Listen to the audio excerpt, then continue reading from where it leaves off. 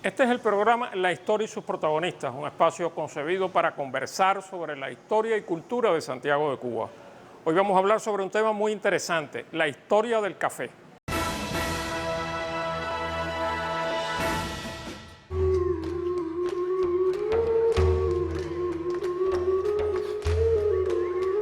Con la llegada a fines del siglo XVIII de los emigrados franceses y haitianos que arribaron por nuestra bahía en varias oleadas, la ciudad de Santiago de Cuba comenzó un vertiginoso proceso económico que en pocos años la transformó en un emporio cafetalero, con un formidable cinturón de plantaciones en las montañas que la rodean. En 1803 se habían sembrado en la región menos de 3 caballerías de cafetos, pero 4 años más tarde ya existían 191 cafetales con 4 millones de plantas de café cultivadas en unas 400 caballerías. A la sombra del café y con el sudor y la sangre de miles de esclavos, se creó una gran riqueza sobre la que se constituyeron cafetales como La Isabelica, Fraternidad, La Sidonia, La Gran Sofía, Tres Arroyos y muchos otros. Riqueza que hizo florecer el barrio del Tibolí y la calle Gallo. El hábito de tomar café se instaló en la cultura santiaguera a comienzos del siglo XIX y aquí está desde hace ya más de 200 años, llegando a ser para los santiagueros la emblemática taza de café un símbolo de hospitalidad.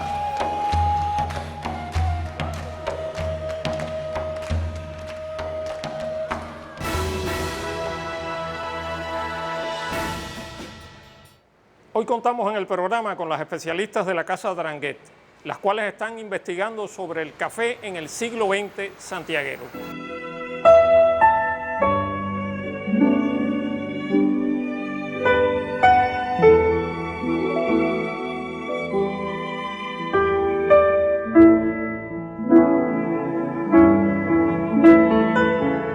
La prohibición mantenida por España durante el siglo XIX, relacionada con la importación de café hacia Cuba, provocó que la isla absorbiera prácticamente toda la producción nacional.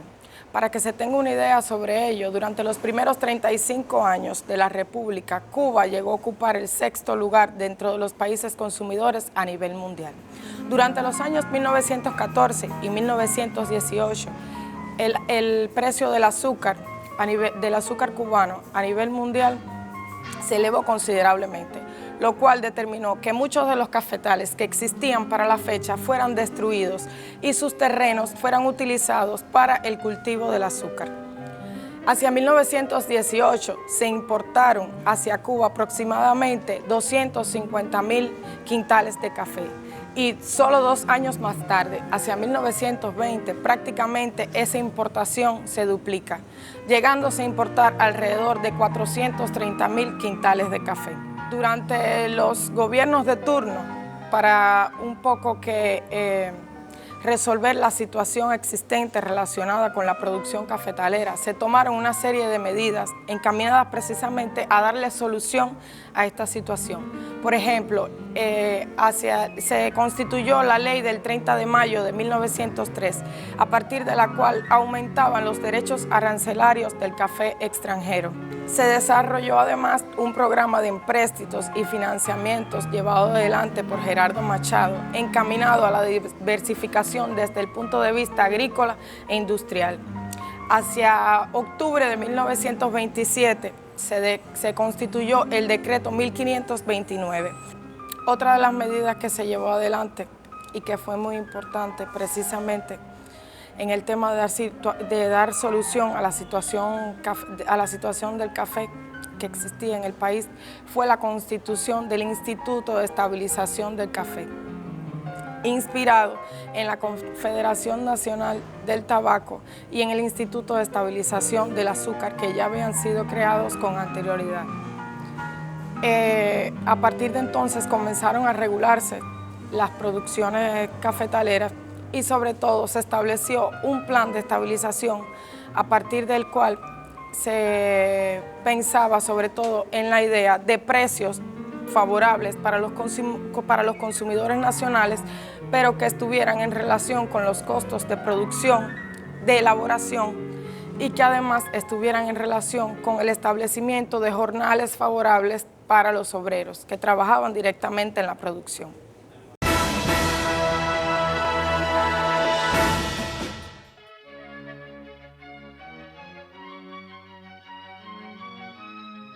En el siglo XIX, los viajeros europeos que visitaron la ciudad de Santiago de Cuba generalmente fueron a visitar los cafetales.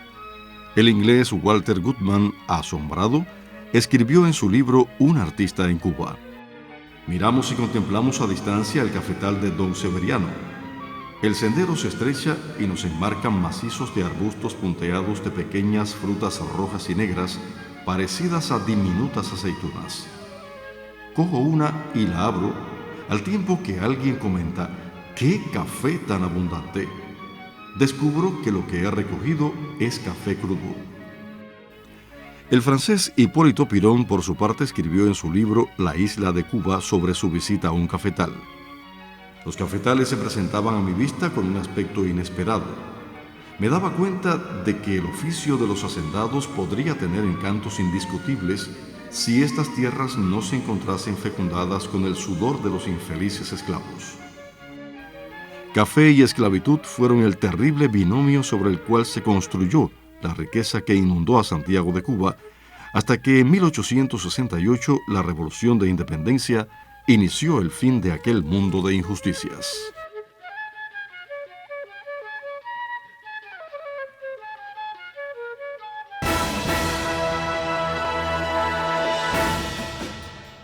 La historia de la cultura santiaguera no puede escribirse sin tener en cuenta el extraordinario papel desempeñado por el café a lo largo de más de 2 siglos en nuestra ciudad.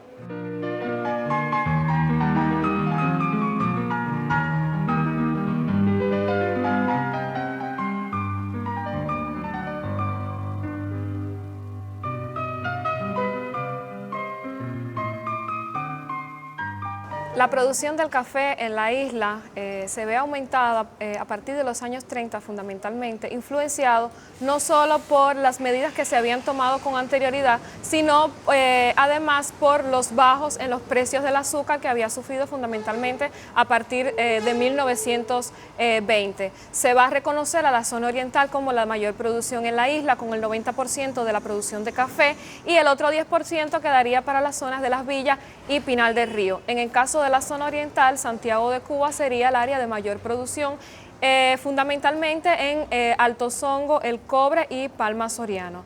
Se celebra la primera conferencia panamericana del café en Bogotá en 1936, donde Cuba tiene una activa participación, y fue muy importante porque a raíz de esta conferencia se le empieza a dar importancia al café cubano de exportación, fundamentalmente hacia los Estados Unidos, que era uno de los principales países consumidores de café en la primera mitad del siglo XX.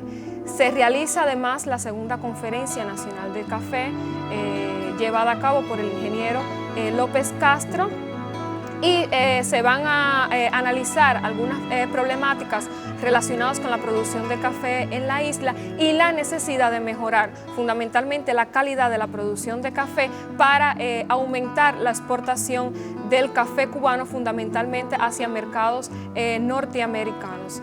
Ya la segunda Conferencia Panamericana del Café se celebra precisamente aquí en Cuba, en La Habana, en 1937, que de cierta forma nos da la medida de la importancia que iba ganando el café cubano en Latinoamérica y el mundo, y de cierta forma se logran ciertos contratos del café cubano para que pueda comercializarse en otros países. Dentro de las medidas fundamentales que se toman a raíz de la segunda Conferencia Nacional del Café para el aumento de la producción nacional, se encuentran la de arreglar los caminos, que eran uno de los elementos que chocaban en cuanto a la llegada del café desde las zonas montañosas hasta los almacenes en la ciudad. Era uno de los elementos que retrasaba esta comunicación, y además restaba calidad a la producción de café. Un elemento importante a destacar es que nunca se detuvo la producción del café en el país, fundamentalmente en la zona oriental, que estuvo propiciado fundamentalmente por esa tradición que existía, según mi opinión, en esta zona a raíz de la inmigración francesa del siglo XIX. Además, esta era la región, fundamentalmente Santiago de Cuba, las zonas montañosas, que tenía las condiciones climatológicas y medioambientales propicias para el cultivo del café.